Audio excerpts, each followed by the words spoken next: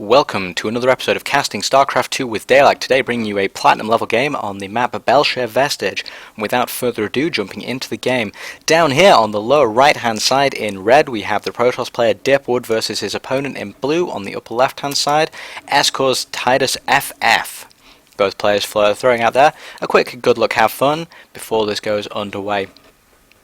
Now, for this matchup, this is actually a fairly interesting map. The number of opportunities for proxy locations is simply brilliant on both sides. Obviously, this expansion here, being able to proxy here, you can get some very fast Oracle play directly into the main base, or even fast Reapers as well.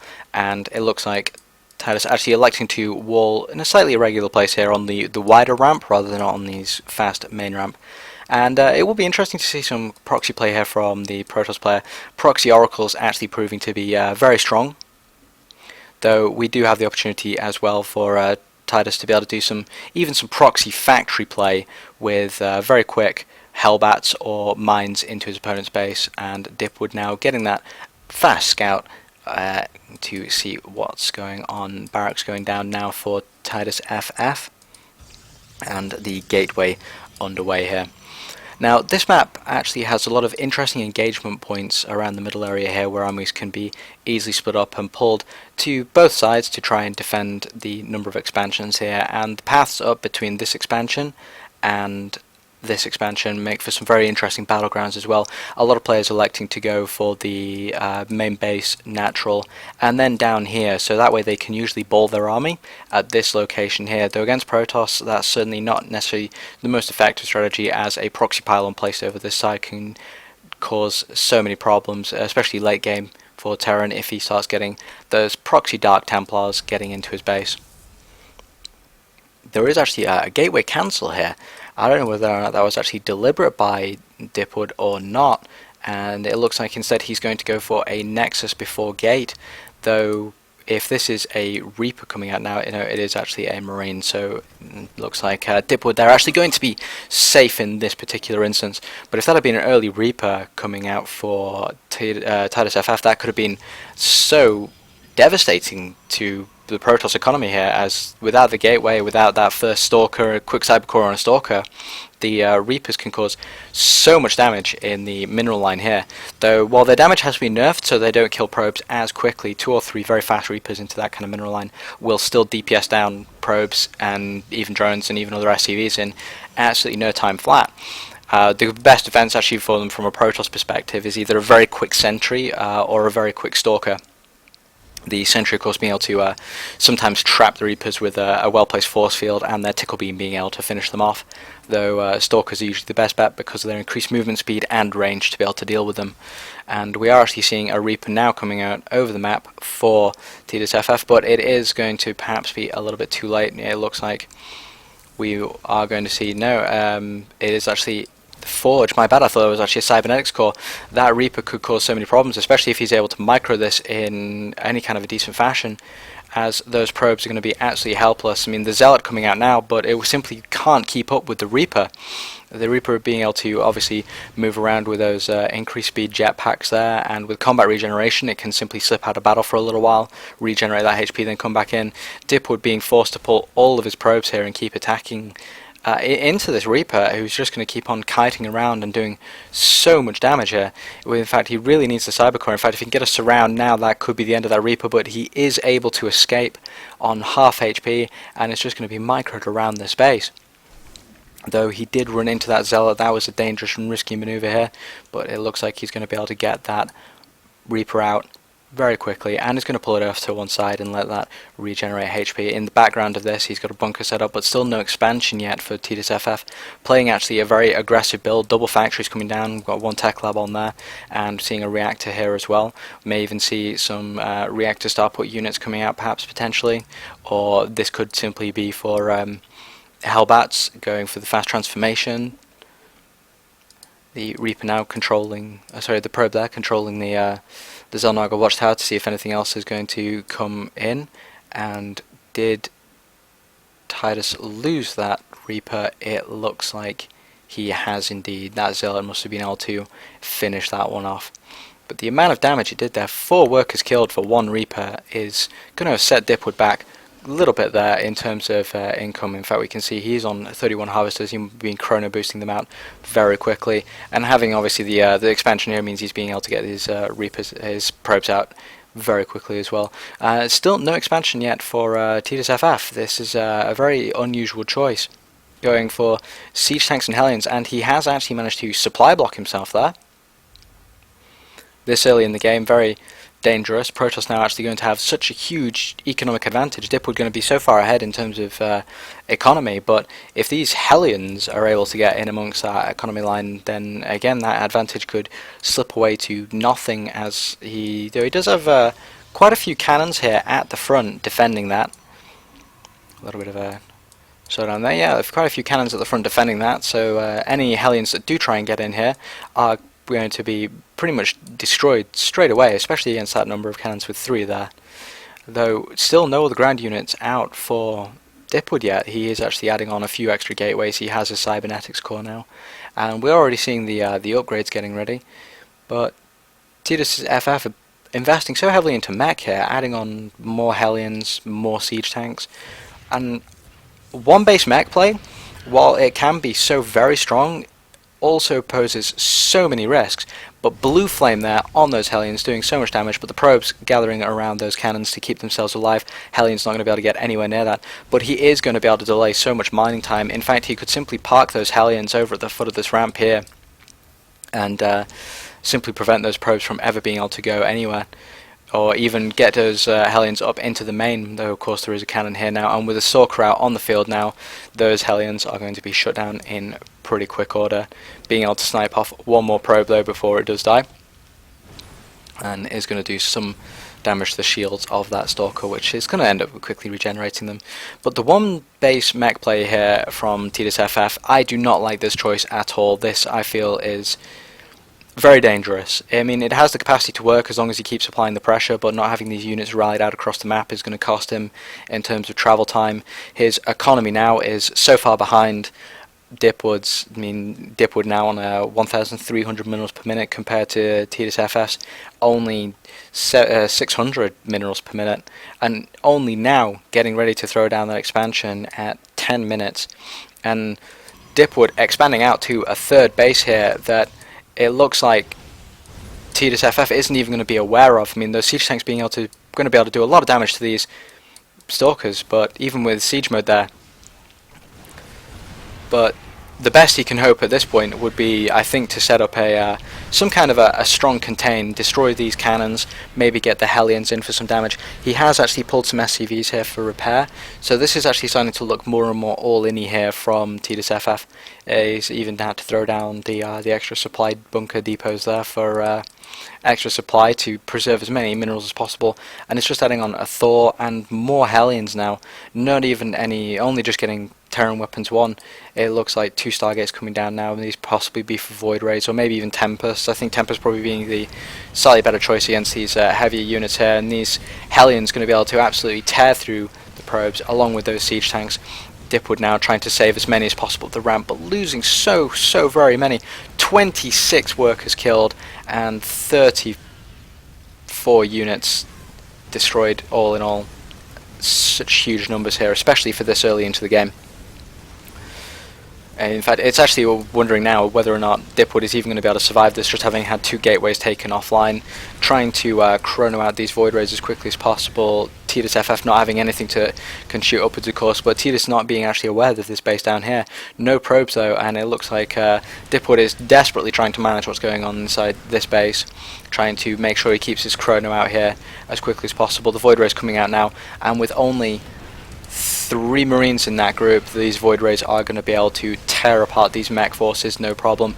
In fact, he needs to be using these Hellions to destroy as many probes as possible now. The cannon, of course, going to do a lot of damage there, but these Void Rays are going to be able to shut down so much, and if that Thor goes without being able to kill even a single one of these, it's going to be pretty huge here for dipwood. He does manage to take it out. It has gone. If he can pick off the rest of these siege tanks and Hellions, he will have a chance to rebuild here. tidusff's economy still so far behind. This expansion up but not mining, still running off essentially one base that isn't even fully saturated. Only 14 out of 24 on the mineral patches there, and so much damage having been done to the structures here, losing almost all the gateways, but having these 3 Void Rays now pulling apart those Hellions, no problem at all. And now he's going to be able to move out and once again put the pressure on here. tidusff looking to just try and finish this under sheer weight of numbers. I mean, he wants to pick off these buildings, try and shut everything down, but he's simply not going to be able to. Dipwood now with those Void Rays going to be able to defend this base so easily, and now just needs to simply focus on getting those probes back up, queuing so many here, and this base now needs to start building probes. It already has a few on there and already has a lot queued up as well. He should also probably try and re-expand down here, take out this SCV, but he is also pulling out across the map now with his Void Rays, going to try and put some counter pressure on. tidusff does have this bunker at the front here, but almost no Marines to defend it. Only one Void Ray here and 2 Marines at the front. Building a turret very quickly though, fast reacting to this, as he knows this attack is going to be incoming. 2 Marines in the bunkers now. Dipwood really needs to actually focus on that bunker or pull those Void Rays back and around, maybe snipe off that Thor. In fact, if he can get that Thor again, this could be a big victory for him here. That Thor is going to go down. That is, again, huge for Dipwood, having pulled this back from almost nothing, but he needs to be so careful now. He needs to desperately not to lose these Void Rays, taking out those supply depots. It looks like he's going to try and focus down a few more of those Marines, and he does see another Thor come out. If he is able to take that one out as well, it's going to set tidusff back so far in terms of the number of minerals and supply that he has spent on that force. But these Void Rays are going to pull back now. I feel like this is actually a fairly safe choice for Dipwood. He needs to focus on rebuilding his macro economy here. He only has 4 workers on mineral patches here, and there is actually this SCV inside his base that is going to be able to tell tidusff exactly everything that he's doing. He knows that more Void Rays are on the way. Though these Void Rays are going to come back now and possibly clean that up. This base is still empty, but we are seeing a decent number of probes on the base down on the south side here. He's up to 14 already, almost up to saturation for mineral lines, which is actually 16 and not the full 24 there. 16 is actually the ideal saturation on a base, though most players you'll see go up to 24 when they're getting ready to expand, as they can simply pull a few SCVs at that point and make the most of it. Though once again, a Hellion getting into Dipwood's base here, but he does manage to catch that quick surround with those probes and pick that off. One hero probe there having a kill. tidusff actually calling a bad game there. Looks like he's actually a little bit sour about the way that this has turned out, and the fact that Dipwood has managed to hold on to this so effectively, now up to 5 Void Rays. A little bit of smack coming out now from Dipwood in an attempt to off-put his opponent here. More Hellions moving on across the map, and these are probably going to just get chewed up by those Void Rays if they are spotted. Though there are more Void Rays and a few Stalkers here in order to be able to deal with them, and they have been seen, and they will go down so quickly, not able to get into the base. Those Stalkers now on hold position at that ramp, and this base just mining quite happily now. Dipwood so far ahead of his opponent, that one base play having really cost tidusff so much. And personally at this point, I'm actually with Dipwood on this one. I think tidusff should simply give up at this point. Though he does have these Thors now coming out, they will be able to do quite a lot of damage, but still with no other units that shoot up, 3 Void Rays carefully managed, tearing apart one Thor right there, and with more Void Rays on the way. That's now 4 Void Rays. More Void Rays probably going to start coming out soon here. Probably should do with seeing some extra upgrades here. The only weapons, Air Weapons 1 coming out now. Though he has actually thrown down this expansion once again, it is natural. And if you can bring these Void Rays around and deal any kind of damage on this side, though I doubt it due to the presence of the missile turrets there. But it looks like tidusff actually going all in at this point, pulling huge numbers of SCVs to go with those Thors to keep them repaired at all times. Certainly a very interesting game.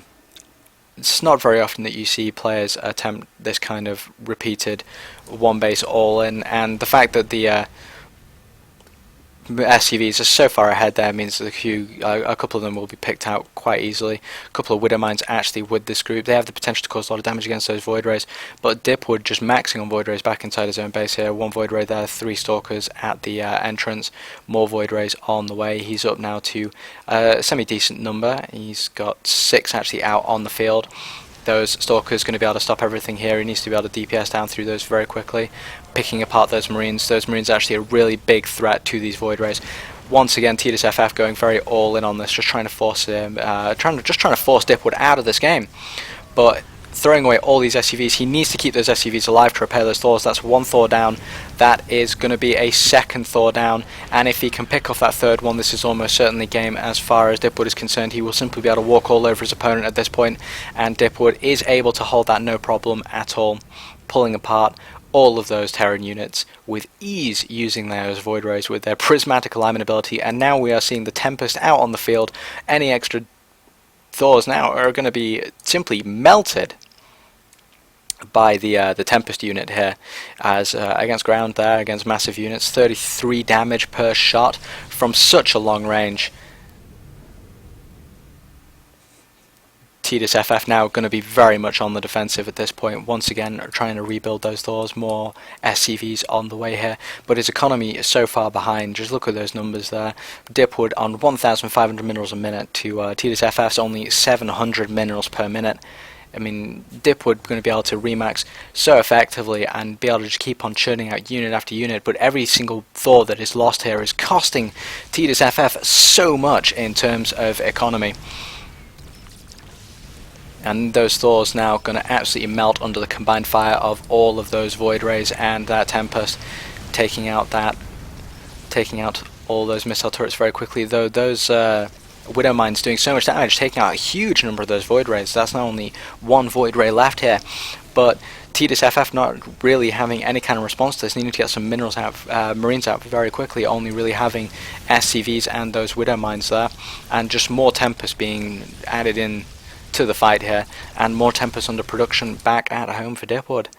He's simply going to be able to, I think, steamroll over Terran at this point, though once again, these Widow Mines moving into position. Will dipwood be able to pull back out in time? He is actually able to.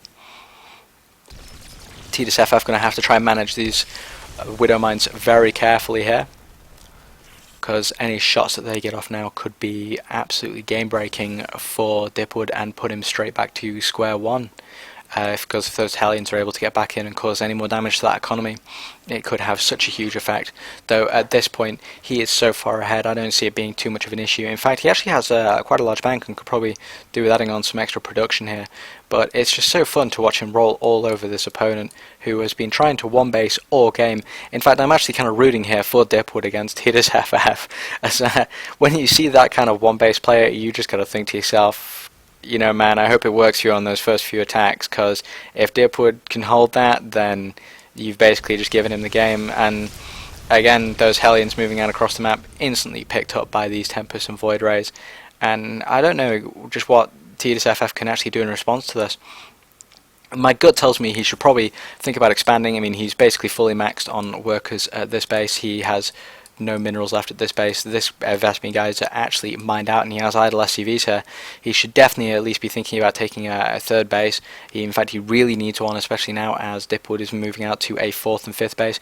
He simply doesn't have the economy anymore to be able to deal with this. He needs to get some Vikings out, which he's done now, but I don't know whether or not this is simply going to be enough. I mean, he's trying to switch almost heavily into Vikings here to combat this air superiority of the Protoss, but one quick observer being able to see those Vikings incoming and those Tempests can absolutely just blow them out of the air, being able to do 36 damage against those Vikings with every single shot. And once again, tidusff moving out, going for this, again, big all-in. He's got no economy to back this up. 4 Widow Mines, a decent number of Marines, 1 Thor, some Hellions, and a huge number of Vikings. The base here actually looks like it was cancelled there by dipwood, being able to stop that. Though tidusff going to move down. Will he find this third base finally? He does indeed. That has been spotted. The cannon there going to do a little bit of damage to those Widow Mines, which are going to move forwards and bury themselves there. This could actually be, that's actually a fairly good pace for this, as these Void Rays are going to drift over in this direction and almost certainly going to get instantly annihilated. Though they are actually seen, they must still be in range of a cannon or something.